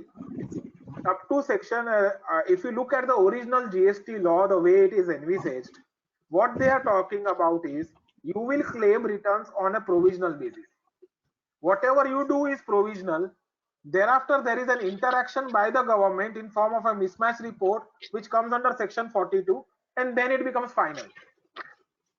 For the provisional to final, whenever there is a mismatch, that mismatch is governed by section 50 subsection 3. And only once the credit becomes final, thereafter the other provisions of the law can get substantiated. So when you are looking at my availment of credit, all my credits which are availed today are provisional credit. And if an officer says I want to disallow this credit, I will have to say you can disallow me only a final credit. You cannot disallow me something which is provisional.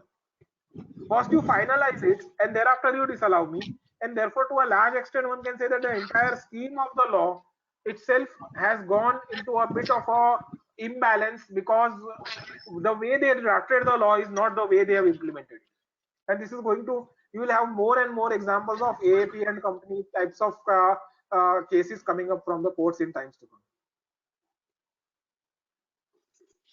Next is, if an SSE has availed ITC and reversed the same due to reasons other than 180 days payment scenario, say due to a pending Supreme Court decision on litigative matter, can he avail ITC thereafter in third year once the position is clear? Say Supreme Court pronounces the decision, issue arises since section 16(2) specifically prescribes the scenario of reclaim of ITC in such cases. Yeah, so here you have to look at two things. One is you will have to say, you will have to distinguish between a scenario where you are reversing a credit because of wrong availment or are you reversing a credit because of non-payment? These are two different reasons for reversal. Now, reversal of credit on account of non-payment is specifically permitted. The recredit is permitted at any point of time. So it is a case where you have first availed the credit, there is a reversal, and then there is a recredit. But in a case where you claim the credit which you believed is wrong and you reversed it, the Chandrapur Magnet judgment of the Supreme Court says that a reversal of a wrong credit is as good as non-availment of credit. So after 3 years, when you avail the credit, it is really not a recredit, it is a fresh availment of a credit, which I'm worried may have an impact of that time limit under section 16(4). So you will have to word it well, you will have to put your documentation well, you will somewhere have to make sure that these are cases where you don't pay within 182 days and you reverse it under that provision and then keep your case live. But if you are reversing on account of interpretation and a conservative stand, then there is going to be a challenge in a reclaim at a later point of time. Yes, sir. It's a good solution because in Chandrapur Magnet, if we see that it's a common and taxable goods, exempted and taxable goods, and that's why in that scenario they said that it's a reversal of the credit if the person has availed. But yes, of course, in case of service tax, we found that in some situations we first availed the credit and then we were reversing it to overcome this 1 year issue. But here the situation is different, and the solution which you have provided is, I guess, much of use to the viewers.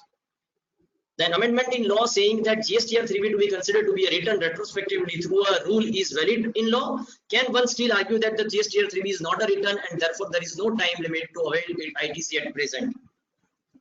I don't say that this is not possible to argue. Retrospectivity, there is a question of this retrospectivity, especially because it is impacting the rights and liabilities. One can also question the notifications which is issued under the erstwhile rule which has already been made redundant. There is a good ground to argue that there is no time limit, but you know, have to look at materiality, because you can't keep on litigating on every small aspect which might be there. And I'm sure when you look at 17-18, 18-19 period was still important because there was substantial credits which people might have missed out. But if 17-18 credit you have still not claimed up to 19-20, the amounts would be not that interesting or exciting. And perhaps courts may also look at it a bit differently to say that if you have been laxed for 3 years and you're still not claimed, then again you keep on coming only for the purposes of litigation. Courts may also not be very sympathetic to that type of an approach. So a guarded yes, you can argue, but it's a guarded yes. I guess you have handled this question. As you mentioned that section 16.2 overrides section 16.4, having said that where a person would be eligible to claim ITC in respect of goods received in lots, okay, in respect of which invoice has been issued in 2018-19 and the last lot has been received after September 2019. Yeah, so you will have to go by this argument of you know, receipt in lots, and section 16.2 will definitely override 16.4. Whether SSE is required to reverse ITC for real estate projects from 1st July 2017 in view of removal of difficulty order in year 2019? See, prior to 2019, under the service tax law, I think we had a couple of decisions which said that real estate projects, there is no requirement of reversal at the time of receipt of completion certificate, because there is no simultaneous existence of taxable activity as well as exempted activity. Up to 2019, I would believe that same principle should apply. Post 2019, also, in my view, the same principle should apply, because the new notifications of area-based reversal are not something which is permitted by the law, and therefore the same principle should apply. For this also, I would believe that there is no requirement for reversal in that case. Sir, there are a couple of questions which are there, but I guess there is a paucity of time for us because we have another webinar also scheduled at 7 p.m. So what we will do, that might be afterwards some more questions were raised by the participants. We compile all those questions and we will get back to you. For getting your answers, and we can give solutions to our viewers and participants. So with this, sir, we have to end this webinar here. we at Ahmedabad branch of WRC of ICI are very much thankful to you for giving a presentation, deliberation, discussion, and giving solution to many queries of the participants. From my bottom of my heart, sir, we are thankful. And with this, we participants and you, we all have participated for a noble cause where we are collecting some funds for COVID-19. I request once again to all the viewers and participants to come again tomorrow at 5 p.m. where we are going to listen a senior advocate N. Venkatraman sir, who is going to deliberate on issues of GST and what are the developments, even current developments of COVID-19, how the economy will be going to move. So I request all to join again. Thank you so much. Sunil bhai, thank you so much. Thanks. Thank you, Sunil sir. Thank you.